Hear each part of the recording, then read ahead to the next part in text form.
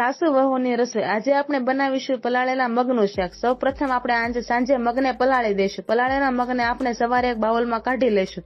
પછી આપણે તેનો વઘાર કરીશું. વઘાર કરવા માટે આપણે લસણ, ટમેટા, લીમડો અને આદુ લઈશું. આદુ લીધા પછી આપણે તેને ગેસ પર કુકર મૂકીશું. ગેસ પર કુકર મૂક્યા બાદ તેમાં તેલ મૂકીશું અને તેમાં સૌ પ્રથમ જીરું અને હિંગ નાખીશું. તેમાં લીમડો, લસણ, ટમેટા અને આદુ નાખીશું. પછી થોડી વાર માટે હલાવી લઈશું.